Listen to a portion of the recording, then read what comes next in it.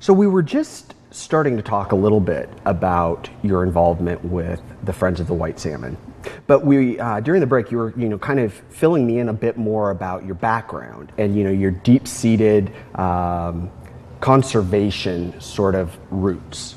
So let's talk a little bit about that and sort of understand a bit more who you are and what you're bringing to this whole process. Well, the way I think about it, I mean, I just breathed in the caring about the environment. It was like, how can you not?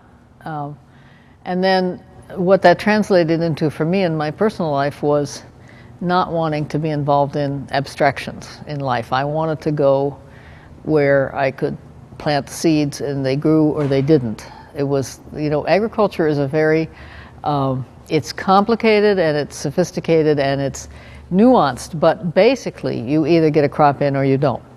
And that kind of got me. And so I just ended up somehow putting those two things together. And I mean, my sister is a native plant person.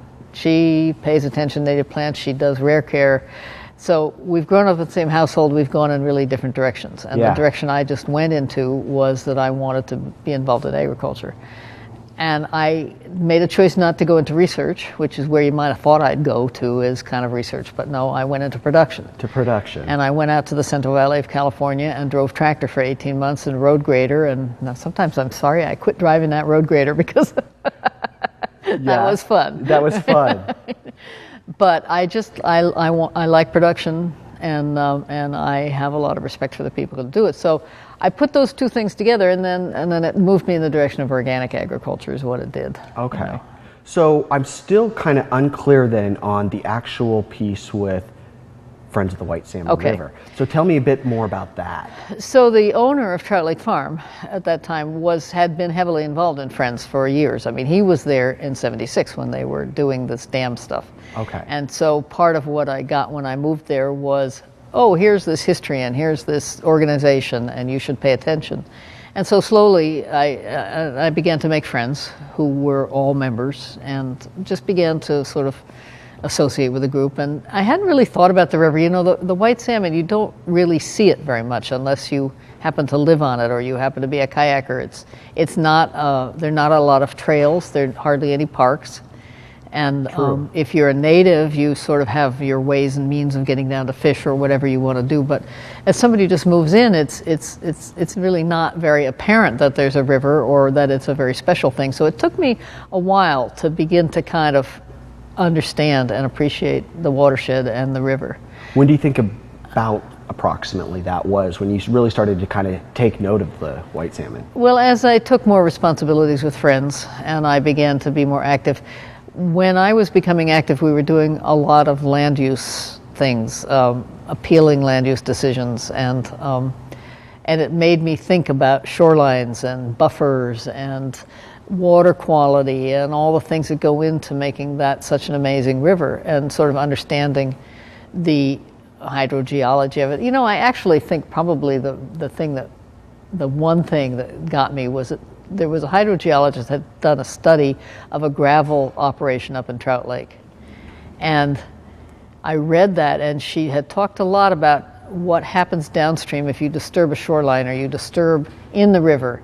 And I began to understand the river as a system of energy and water and how amazingly connected. I mean, you may do something where you live and maybe you put a dock in the river and not on the white salmon, of course, but you might put a little trail or something. But it's going to have effects downstream. And it wasn't really until I began to understand that there's a natural system out there, and the water is the river's this living thing. Right.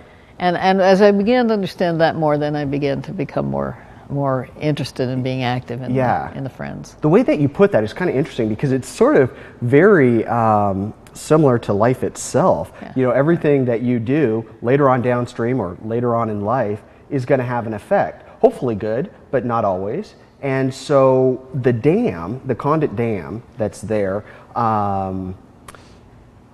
obviously there's a lot of emotion, if I can say that, around that issue. What's the Friends' involvement in the potential removal of that dam? Well, we were signatories to the agreement to remove the dam, and that was really kind of before I started paying a lot of attention. But as signatories, then we have been very involved in all the permitting sort of. We don't have the clout of some of the national organizations, and so we've been working locally, trying to maybe do some consciousness raising and one thing and another, writing letters, that kind of things. But really, we've sort of been watching this process try to come to fruition, and it's very exciting. I mean, I have mixed feelings about the dam, the truth of the matter is, because I understand that it's a marvel. It's an absolute marvel that they built that thing 100 years ago in 9 months, and you see the pictures of those, however many people, one steam engine on site. Yeah. It's all hand labor. It's amazing. Yeah. You know? Yeah. And I've had the privilege of, being actually on it several times. Right. And so, yeah, I'm quite familiar with it. But they do have a life cycle. I mean, it's like any other man-made thing. It's going to have a life cycle, and it's run to the end of its useful life, really. And it needs to be repaired. There's a lot of deferred maintenance and stuff. Yeah. And then the fish passage issue. And when they built it, they tried to do fish passage, but they couldn't. It kept getting washed out. So okay. It's at the end of its life, and it's going to be really wonderful to see salmon coming back. We're only one dam away from the Pacific, and the river is used by a lot of salmon that migrate farther along. It's kind of a resting point on their trip. But there are native species above the dam that will probably revert to being anadromous fish. In other words, when they built that dam, there was salmon, steelhead probably, that had come into the system to spawn, and they got trapped. And they're still there. Okay. And they have actually tagged fish above the dam. Those fish have managed to bypass the dam, get past the dam, and they have found at least one of them with its tag still on, trying to come back up Bonneville. Oh, really? So these are freshwater fish that have been freshwater fish for 100 years, but they have that instinct. Their steelhead and rainbow are genetically the same, as I understand it. Oh. And so when the dam comes out, these rainbow trout that have been up there for 100 years are likely to start the whole salmon life cycle, to go out to the ocean and come back.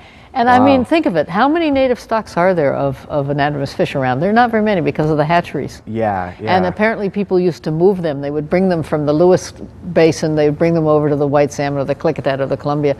So because of the interference of the, man. Those stocks have mixed, and there are not very many really native stocks left, and we have one. And so imagine. Interesting. Well, let's talk a little more about that in the last segment. Unfortunately, there's so much that we could talk about. But when we come back, we will continue that conversation and be right back. Still to come. It's unfortunate that the community has been so divided about it, and it's more than the cabin owners. I mean, they have been affected and will be affected. But in Trout Lake, as an irrigator, we're expecting lamprey, Pacific lamprey, to come up there.